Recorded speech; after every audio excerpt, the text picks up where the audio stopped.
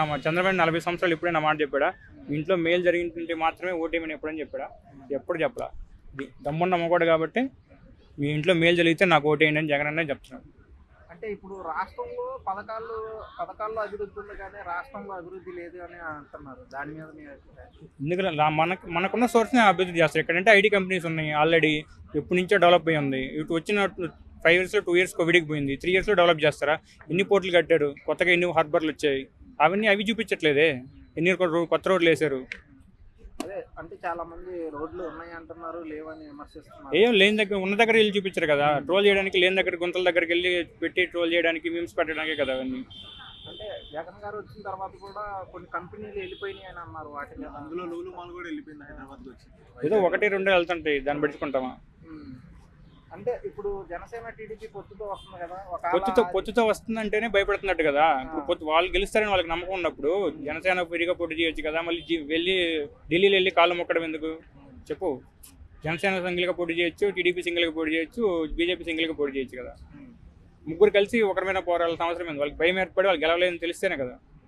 మరి ఇప్పుడు ఆంధ్రప్రదేశ్లో 3 క్యాపిటల్స్ అవసరం అంటారా?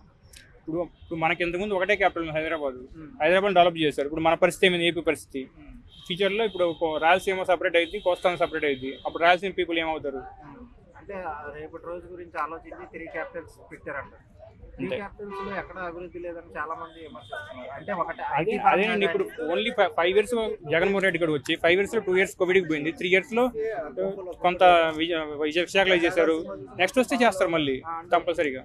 మద్యపానం నిషేధం అన్నారు, అది ఎంతవరకు జరిగింది? మద్యపానం నిషేధం అంటే గవర్నమెంట్ లెక్కలో అంటే మద్యపానం నిజంగా నిషేధిస్తే అది అసలు గవర్నమెంట్కి ఇన్కమే ఉండదు. ఏ ప్రభుత్వం చేయలేరు అది. అలా పిఠాపురంలో పవన్ కళ్యాణ్ గెలుస్తానంటావా? ఏమో ఇప్పుడు ముద్రగడ వచ్చాడు కదా, చూద్దాం. గెలవలేడనే కదా కాకినాడ ఎంపీగా పోటీ చేస్తున్నాడు. మళ్ళీ గెలిస్తే అక్కడ బీజేపీ దగ్గరికి వెళ్ళి మంత్రి పదవి తీసుకోవచ్చని ఆస్తున్నాయి కదా. 2 ఎకరాలు పోటీ చేస్తున్నాడు, ఎమ్మెల్యే పోటీ చేస్తున్నా, ఎంపీగా పోటీ చేస్తున్నారు. ఒక మాటలో ఎన్ని సీట్లు వస్తాయి ఇప్పుడు నెక్స్ట్? మా టార్గెట్ అయితే 175 టార్గెట్ అనుకుంటున్నాం. మరీ అంత టార్గెట్ రాకపోయినా కూడా మళ్ళీ జగన్ అనే సీఎం అవుతాడు.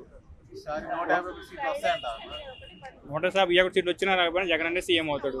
మేబీ ఒక 130+ రావచ్చు.